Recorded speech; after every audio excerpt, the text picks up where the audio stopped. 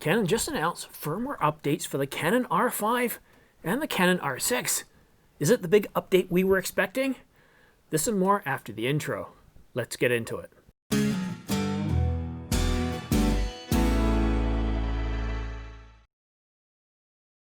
Hi, I'm Simon. Thanks for tuning into The Ordinary Filmmaker. If you're new here, subscribe to get notification of new videos like this one so you don't miss any exciting news like this or any rumors or tutorials. And by the way, I'm giving away a brand new Canon EOS R5 full-frame mirrorless camera to one lucky viewer. Details are in the description down below, or you can watch this video here, but essentially all you have to do is subscribe for your chance to win. There are some caveats such as certain location restrictions or blackouts and age, so I recommend going and reading the restrictions or go ahead and watching the video, and the details are in the description down below. All right, so I'm going to cut right to the punch. We're going to talk about the R5 first. There's no C-Log 3 update. There's no 120 frames per second in 1080, and there's no cinema raw light. There's no changes to overheating. Nothing earth-shattering, but we do get, you remember that 30-minute record limit? Yeah, it's still there too. I'm sorry, I shouldn't be getting you all worked up and teasing you here. Now, this is a 1.2. This is not a 1.2, a 1.1.3, so it's a dotted version update. I was expecting a little bit more of something exciting in it. I really was. And this camera, the one I'm recording on right now, is on firmware 1.2. So I double checked. No, there's no 120 frames per second in 1080. There's no C-Log 3. There's no cinema raw light. I'm sure there's some bug fixes in there, which is always terrific. So what is included? Now I'm going to warn you right now, if you don't really like boring stuff, you might want to just flip the channel right now. I'm trying to save you some precious moments in your evening or your morning, depending on where in the world you are. So let's go ahead and take a look. And yeah, I'm warning you, this is boring. So here we go. Here's the first thing that's changed. When using high-speed or low-speed continuous shooting modes, in drive mode with the high-speed display set to off, the visibility of the subject within the frame has been improved when shooting moving objects. During continuous shooting, black frames will be inserted between frames in the viewfinder and live view. This will improve the visibility of the moving subject in live view and in the viewfinder. That's pretty exciting, isn't it? I mean, look, these are still positive. This is a movement in the right direction. It just seems anticlimactic. All right, let's move on to the next one. Adds auto setting to the viewfinder brightness menu that will brighten and dim based on the ambient light conditions. That one definitely is a benefit. It really does help. It makes things a little bit less annoying. It's a little bit similar to how things function on the EOS R. All right, let's take a look at the next one. Enable second curtain shooting sync during radio transmission wireless flash shooting when the Speedlight EL1 flash is attached to the camera. Not using a Speedlight? It's not really going to make much of a difference for you.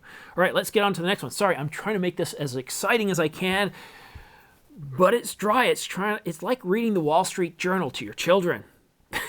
They're not going to stick around for it, and I'm doing my best to try. And then we're going to talk about the R6. So the R6 is coming up next.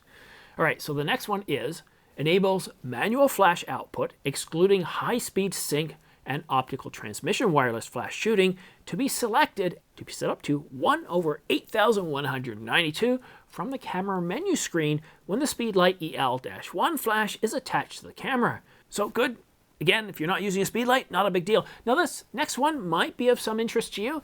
Improves compatibility with HEIF images recorded in the camera with multi-image application format standards. And the last update to the R5 adds support for autofocus and release during zoom operations for some RF and EF lenses. I can hear the crickets chirping. I got out of bed for this. Okay, now I need to offer up a bit of a shout out here to the Village Mayor for him pointing this out to me. There was nothing on Nakashita, there's nothing on Canon rumors. And really, it's not that big of a deal of an update. We were supposed to be getting C-Log 2 and 3, and then more or less it looks like it's going to be C-Log 3. And I think that's terrific. Getting C-Log 3 is a huge improvement over C-Log 1. You've got better shadows and better highlights, and it's not that hard to edit. We're supposed to be getting cinema raw light and 120 frames per second in 1080. Now, we still might be getting these, and we might be getting these before year end. Now, for our friends in the United States, Thanksgiving is next Thursday. It would have been nice to have a little bit of a present for our American friends. But there's still a month till Christmas. Perhaps Canon will put something under the tree for us R5 and R6 owners. And that's a perfect segue over to the R6. Now, the R5 and the R6 are both getting a 1.2 update. And the R6, that 30-minute record limit, you're not getting that lifted either. All I? Nope. It's another boring update. Now, I'm not going to waste your time going through all the updates for that one too, because they're really not that huge of an update. They're not that exciting. I was really kind of hoping we'd have something a little bit more here. And again, I'm shooting with the R5, and I've been shooting for approximately 8 minutes now, and the camera hasn't had a problem. And generally, these firmware updates go quite smoothly. Now, it did take quite a bit of time. It took forever to get to 1%, and then it seemed to move smoothly enough, and yeah, I'm not experiencing any issues. Now, if I do experience any issues over the next coming days or weeks, I'll definitely let you guys know. But yeah, what do you think? Were you expecting a lot more in this update? At least one of those excitingly promised things for the R5? Canon did talk about, I can't remember what press release, where it came from, but it was pretty well solid that we would be getting C-Log 3, we'd be getting 120 frames per second in 1080, and Cinema Raw Light. And these aren't really unbelievable to get. It makes sense that we would be getting these in the R5. Now, Canon didn't say anything about the R6, and when asked about the R6, this was a couple of months ago, Canon went ahead and said, well, look, you know what, and I'm paraphrasing here, we just put the camera on the market, it's selling well, we don't have enough feedback yet, so we're not really going to comment on what's going to change in a firmware update. And we still don't have much from them. Now, my personal wish list is to remove that 30-minute record limit. I mean, you can easily go out and buy an external recorder, such as the Ninja 5, attach it to the camera, and guess what? That 30-minute record limit is a thing of the past. And it really is nice not to have to worry about, oh, what time is it? Oh, I've been recording for the last 3 minutes and it not being recorded type situation. And not having all I think that's just silliness. It was in the 70D. Yeah, where is it? It's right behind me here. The 70D, a 7-year-old going on 8-year-old camera. And it was in the 80D. But then Canon released the 90D, and sorry folks, it's not there. But it's in the EOS R. But in the more expensive R6, it's not there. But if you get to spend north of $4,000, you get it in the R5. And I know the R5 is $38.99, but you're not just going to buy the R5, right? Yeah, you're going to buy something else with it. So I'm just a little bit surprised. I was expecting a little bit more. That's why I'm hyped up right now. I'm super excited because, like I said, I was in bed getting ready to go to sleep. I was watching the 4th season of The Crown. Quite impressed with Gillian Anderson's role and Olivia as the Queen. Both of those actresses have done a phenomenal job in that role. And if you are as old as me and you followed a lot of what went on in the 80s with the royal family, this is a very interesting show.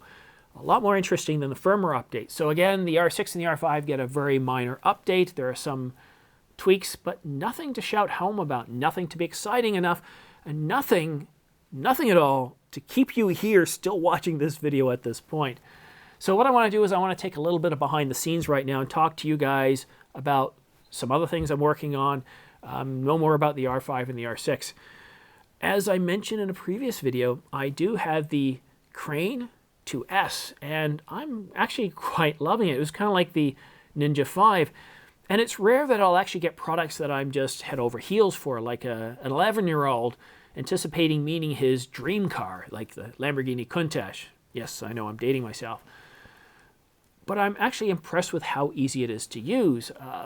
The first time calibrating one of these gimbals is not the easiest thing to do, and it's not something I suggest you do if you've only got about 5 or 10 minutes, or it's late at night.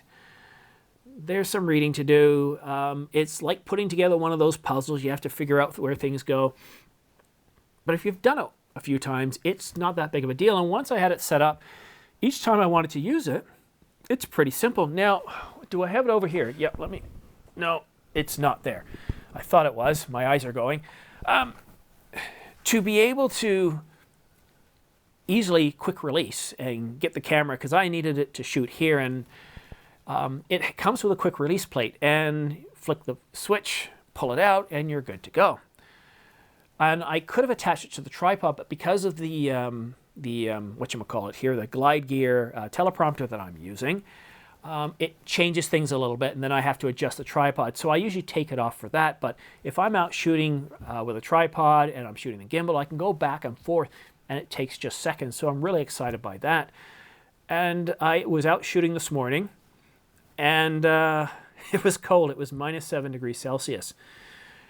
And you know, one thing I would really love they would put in for people in Canada, northern United States, Europe, Russia, and other parts of the world where it gets really cold, and in the southern latitudes too. I understand it gets very cold in Argentina and Peru and some of these other countries that are south of the equator. So it's not just the north that has the cold. It'd be nice if they had some sort of heated option for the grips. It'd be really, really nice. But the grips are really well done too. Now, I had the Ronin S, and when I would hold it, I was kind of holding it out like this, like I was holding some sort of flag. And it wasn't very comfortable. My shoulders and arms felt really tired. But they also sent me this extra grip. So when I hold it now, I'm kind of holding it like this. It's much closer to my body. And I'm finding that is really helping with shoulder strain and neck strain. And you know, if you do have a little bit of upper body strength and some core strength, it really does help.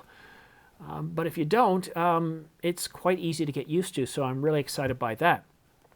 Now, I also want to talk to you about some changes I've made to the channel. As you'll notice, some of you'll see that, hey, I've got a new bookcase here, I've got a plant there.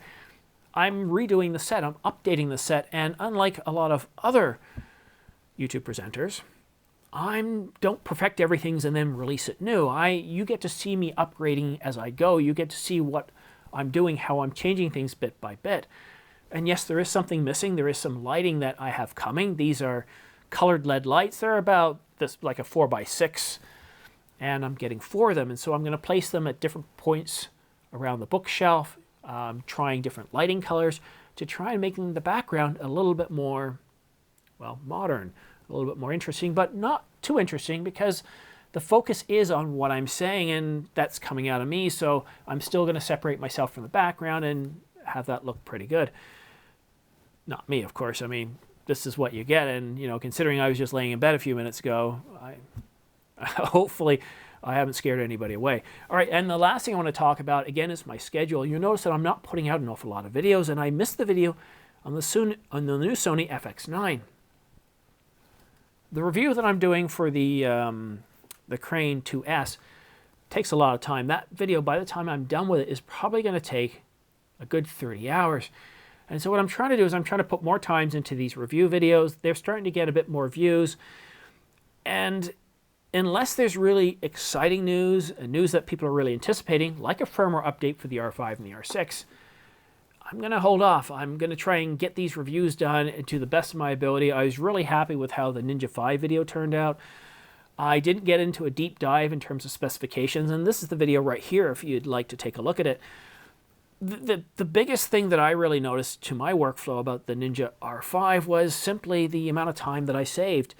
On videos that would take me a good 6 or 7 hours, I easily saved 3 hours, and the biggest savings came from the fact that the Ninja recorded in ProRes 422. Now, I could have used RAW, I could have used Avid's codecs, but I chose ProRes 422, which works really well with Apple's Final Cut. So there was no copying, there was no transcoding, and I began editing right away off the SSD. It was really great. And also, when I went to export, now, of course, when editing, too, there was no skip frames. Editing was very quick. And I let Final Cut render as I was working because it didn't have anything else to do. So when I went to export, it was about 1/4 the time. So the time savings were significant. So I'm contemplating buying it. I'd like your input. What should I get next? I'm really interested in the 800mm f11 and the 2x extender, both RF. And I'm tempted. This is today. I'm tempted to get the 50mm f1.2. Yeah, I know what you're thinking. Simon, you already have the 50mm f1.2. No, I have the EF 50mm f1.2. And I'm considering the RF version for one simple reason. I was out shooting this morning. I was shooting some gimbal shots, and maybe I'll include a little bit here, with my son. And it was kind of my first time outside in real conditions trying to track a subject, and I thought I did okay. You know, a gimbal, even if it's easy to use, it's like riding a bike. It's going to take you a little bit of time until you're really smooth with it, and you get used to how you twist the camera or twist the crane to get the camera to turn in different modes. But it worked pretty good. I was quite happy with it. I've lost completely. I don't know where I was going with that. Lost my thought. It is late. But to suffice to say, I'm focusing more time on editing videos and trying to produce better videos than trying to cover every little bit of news bit. And it's another pivot of my channel. My vision hasn't changed. Back in May, I changed my focus of this channel to concentrate more on news and rumors because, well, right around May, we had so many great cameras coming out. We had the R5, the R6, and the Sony a7S III, to name a few. And you guys wanted to know everything about these. You couldn't get enough information. And my YouTube analytics showed as much. This is what you wanted to hear. So I focused on that for the next 3 months. And then, once they were all out, well, I started focusing on gear reviews. I was getting some really good gear reviews. I got the Angelbird, I got the Desview R7 Plus, I got the Hollyland Mars 400, or the Mars 400 S Pro. And these are a lot of fun to work with, all these incredible tech that I'm getting. So as I'm getting more great gear to review, I'm going to spend a bit more time on reviews. And as I said when I started this channel, one of the biggest things I wanted to get out of it was to be able to learn something new, to be able to get better as a filmmaker, to get better as a photographer. And so that's kind of what I'm doing for myself. It's a bit of a selfish thing right now. I want to improve what I'm doing. I want to improve the delivery of the videos that I do. And I want to improve the content, as well as the presentation of how I deliver the information to you. Now, this video tonight was completely off script. Yes, I have the teleprompter up there, and yes, I had my intro in there and some bullet points, but other than that, it's completely off script, and I kind of like doing these. It's a little tough for me because my memory isn't the best, and sometimes I get a case of verbal diarrhea and I'm trying to remember thoughts, or I go down a path and I completely forget what I'm trying to say. But going back to the one other thing, what do you think I should get first? Should I get the 800mm? Should I get the 2x extender? And what about the 50mm RF? I remember my thought. It's come back to me. So when I was talking about that, when I was shooting with my son outside, the RF, while it produces really good results, the EF produces really, really good results, but the focus motor, the focus motor, it makes an awful lot of sound. And what I was able to do to offset that is I lowered the A track a little bit, and I added a score to it, but you can't always do that. So I'm looking at the $3,000, yes, in Canada it's $3,000, RF 50mm f1.2, and I'm waiting for Black Friday next week and maybe some Christmas sales to see if I can get it a little cheaper. And I'm going to reach out to Patrick at Downtown Camera in Toronto to see if I can't get a good deal. So options are, should I get just the 800mm with the 2x extender? Should I just get the 800mm? Should I just get the 50mm f1.2 RF? Or should I have a Merry Christmas and get all of them? Let me know what you think in the comments section down below. But that's it for now. Enough of me rambling. Thanks so much for watching The Ordinary Filmmaker. And don't forget to subscribe for your chance to win the Synco Lav S6E and M3 shotgun microphones. I'll be awarding these two prizes to one lucky viewer once my channel reaches 20,000 subscribers, which I hope is in time for Christmas. And then for every 10,000 subscribers thereafter, I'll offer up a newer and better prize to one lucky viewer until the channel reaches 100,000 subscribers, at which point I'll be giving away a brand new Canon EOS R5 full-frame mirrorless camera to one lucky viewer. Now on that bombshell, thanks so much for watching The Ordinary Filmmaker. I very much appreciate your patronage, and I'm going to stop right now since I'm tripping over my words. We'll see you again soon.